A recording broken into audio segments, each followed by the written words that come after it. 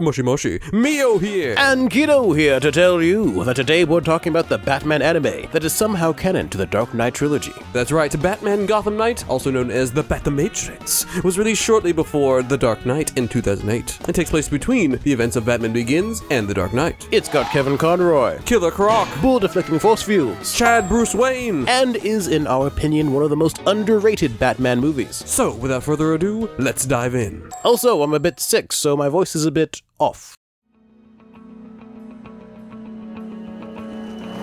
This first story in the anthology is called Have I Got a Story For You, and is made up of shorter stories, making this an anthology within an anthology. Anthologyception, if you will. It begins with a street rat, rat kid, street kid, named B-Devil, who's voiced by Robin from Teen Titans. Where you guys been? I've been here for like hours, man. He meets up with his friends after waiting for a good long while, and I personally would have left because I'm a busy man, and I don't have time to be waiting on these. They'll have stories to tell about why they're late, all of them involving Batman. Assuming this isn't just all cap, this should be interesting. They each take turns stating their narratives, each interpreting Batman in a different way, and we find out later they're actually all telling one story, just in reverse order. So to make this review easier to understand, we're going to reverse the reverse order back into the proper order. You're welcome. One kid saw a dude, just called the Man in Black, show up with some crazy looking guns on top of a touristy looking building. He's about to take all the valuables from the people when Batman, depicted as a robot knight, arrives and saves everybody before super jumping after the bad guy who has a jetpack. That's pretty high tech. Next kid recalls, while she was skateboarding around being a little delinquent, stupid child, a dude in black dropped out of the sky and tried to take a hostage,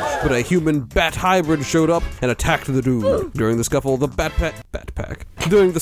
jetpack is destroyed. She tries to sell that Batman then killed the villain, but apparently, by the time the story takes place, Batman has a reputation in Gotham for not killing people, so they don't buy it. The final story shows Batman as a living shadow creature. According to the last kid, Batman arrived, saving the narrator. He floated around the villain's knife attacks, untouchable before the Man in Black made his escape. But hark! Just as they finish telling their stories, the real Batman shows up for real! The Man in Black flies through the window and Batman comes in after him, but he's looking pretty rough. He probably didn't dodge all those knife attacks. The criminal activates a smoke bomb and nearly gets the drop on Batman, but B-Devil gives the baddie a good old whack-a-smack-a-flock-a-flock of flame. Batman says he owes him one and leaves with the crook. So, what do we think? The style for the short is pretty interesting. A little under-detailed, intentionally I'm sure, but the movements are super nice and flowing. And Gotham City, as we see it depicted, has a unique look and is quite, nice. The animation studio, Studio 4 Degrees Celsius, had previously worked on the Animatrix and would later be involved in the DC movie Flashpoint. So clearly, they work well with Warner Bros. The voice acting and sound design was good too. The main criticism on our part would be the fact that Batman seems a little nerfed here. I suppose it works artistically to show that behind the legendary persona and all these different ways people view him, he's just a man. Enough chit-chat, on to the next one.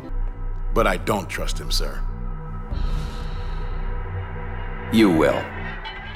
The next short is called Crossfire! And this one is in a new art style. This time the art is done by Studio Production IG, which is known for Blue Seed, Ghost in the Shell, and Psycho-Pass. All shows I've never seen. All these shorts are connected into one story, although not every detail carries over from story to story per se, such as in this story where Batman's knife wounds are mysteriously absent. Batman sneaks on into Commissioner Gordon's office, and this officer, named Crispus Allen, doesn't seem to be very happy about it. Gordon assigns Allen and his partner Ana Ramirez to take the Man in Black, real name Jacob Feely, back to Arkham, and Allen's a bit annoyed that they're running errands for Batman instead of taking care of the gang war between Maroni and a gang leader called the Russian. Gordon does not care. Both officers are part of the Major Crimes Unit, meaning Gordon chose them personally. The MCU, not this MCU, is mentioned in The Dark Knight, and the characters Ramirez, Maroni, and the Russian are all in The Dark Knight, so the movie tie-ins really start to show in this episode. Anyways, the two coppers are taking the criminal back to Arkham, but since the events of Batman Begins, all of the Narrows have become part of Arkham, overrun with escaped convicts.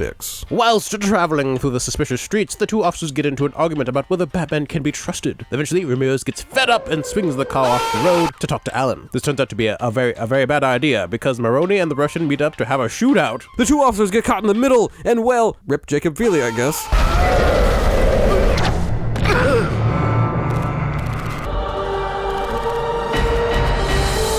Luckily, Batman shows up and takes down all the remaining gangsters and saves Ramirez while Maroni threatens her.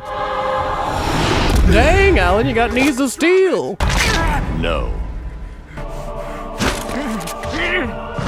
Before leaving, Batman acknowledges that Gordon is a good judge of character, so I guess he trusts these two. So, So, what do we think? This episode really starts to get into the tie-ins of the rest of the series, and the world building is pretty cool. The Narrows turn into an extension of Arkham Asylum is pretty cool. It's pretty cool to see a little bit of information about Ramirez. And even though she was specifically chosen by Gordon and seems pretty trustworthy here, it turns out she is not. Also, this art style is quite a bit different from the previous short. It has a lot more detail in the shading and thicker line work. That said, the animation is a lot less, animated? Also, why didn't Batman's face melt off? A couple things to keep in mind then. The whole island's now asylum grounds. What are you doing here again? Holy engagement baiting, Batman! If you've been liking the video so far, maybe consider giving this video a like. That's all. Show yourself, idiot, so I can kill you dead! You destroyed my boat! The Russian. On to our next story, which is Field Test. The previous chapter opened with a TV news report about the Wayne-Com satellites that were being launched. Now in this episode, we see that Bruce Wayne is checking in on Lucius Fox to see what happened to one of the satellites, which apparently crashed. What happened? Something went wrong with the satellite's gyro thingamajiggy, but Fox has a neat idea to use this wonky electromagnet in a bullet-deflecting device. Bruce goes off to a golf tournament to go pilfer a PDA from a businessman by the name of Ronald Marshall. It seems as though this businessman has benefited from a certain woman's untimely demise. After that, he heads out as Batman. This costume looks a little bit more like a certain character from Berserk than Batman. Batman remote controls the mobster Maroni's yacht into the Russian's yacht, and the two start fighting until Batman uses his bullet-deflecting device to take them all down.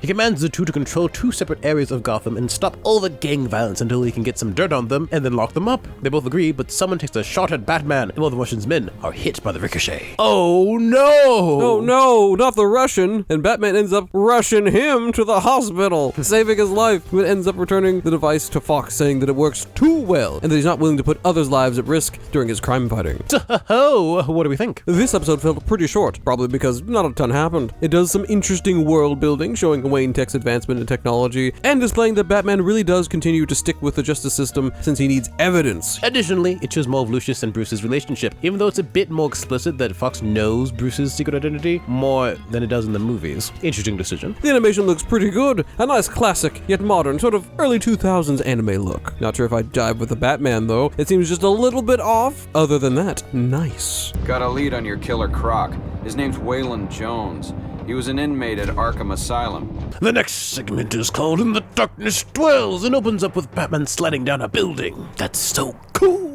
Okay. Gordon, Ramirez, and Alan are currently at a crime scene where a cardinal has apparently been kidnapped, and the whole congregation has gone loopy in the head. Loopy, I tell you. After meeting in the sewers, Batman tells Gordon that this is props to the work of Scarecrow, who is still at large after the end of Batman Begins. Batman gives Gordon an earpiece so they can stay in contact and dives deeper into the sewers. Because there's methane in the air, he puts on a face mask, which could have been used when he was standing in the middle of the fire, but whatever. Turns out Killer Croc was a former test subject of Scarecrow, and also has some other issues. Killer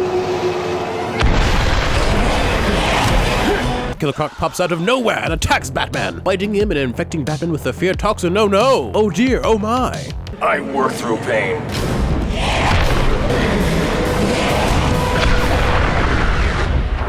Well, that can't feel good. Scarecrow's about to sacrifice the Cardinal because he doesn't like the Cardinal trying to save homeless people's souls or something. But despite being somewhat intoxicated, Batman manages to beat everyone up and deliver the Cardinal to the police. He is, however, still injured. And I have no clue what happened to all those people hanging up around.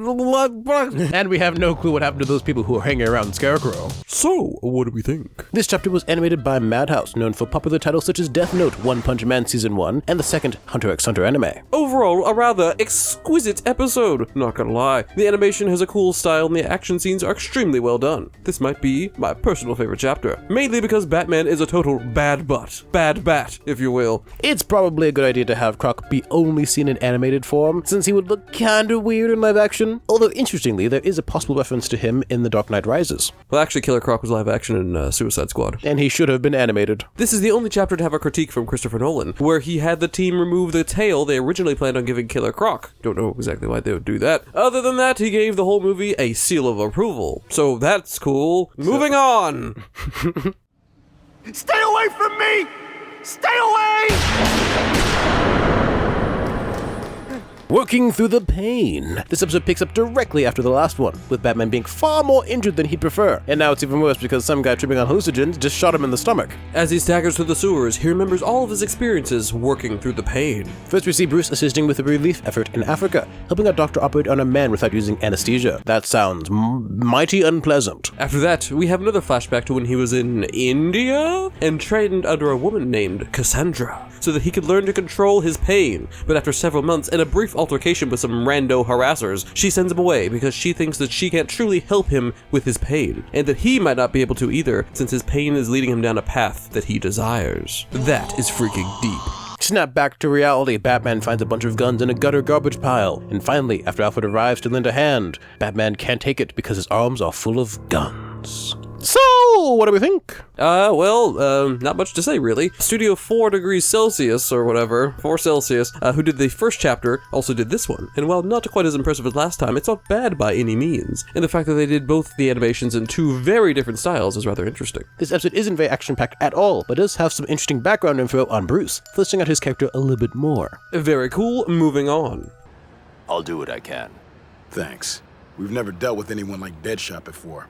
Has Batman been mewing? After a brief flashback to his parents' murder, Bruce Wayne considers the guns he found. He'll take them to the police, but does note to Alfred that he would never use one, but guns are very attractive as a weapon. Meanwhile, the assassin known as Deadshot has no such moral quandaries and assassinates a mayor from a moving Ferris wheel. That's crazy! Afterwards, while chilling in the tropics, Deadshot is given a new, interesting job. Later in Gotham, it is learned that Deadshot is after the Lieutenant Gordon, so they call in Batman to help. The cop, Christmas Allen, is given the PDA from Batman, which has information that proves that the businessman Marshall hired Deadshot in the past. Gordon is being transported by Allen and Ramirez, and Batman follows to keep him safe. Alfred uses the Wayne-Com satellite to track an unexpected train, and Batman just manages to block the bullet aimed at Gordon.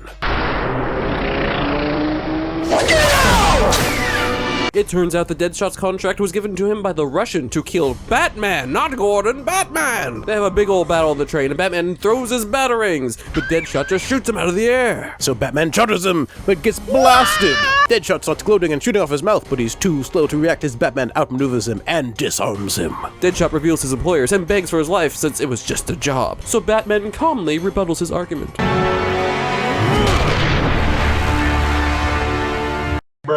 Alfred patches up Bruce, while Bruce reminisces about how the fight in the subway tunnel was similar to the alleyway where his parents got dead. Bruce says that this whole thing may just be a fool's dream, but Alfred says that something tells him that Bruce has a deeper purpose. The end!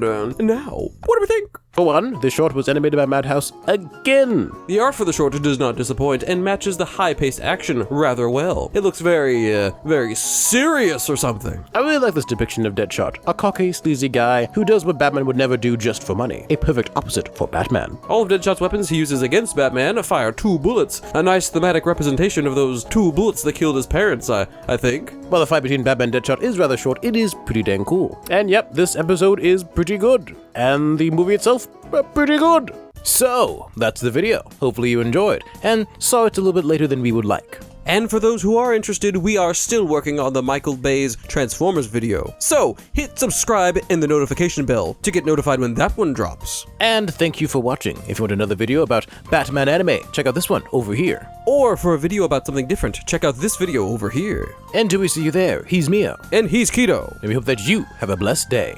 Bye!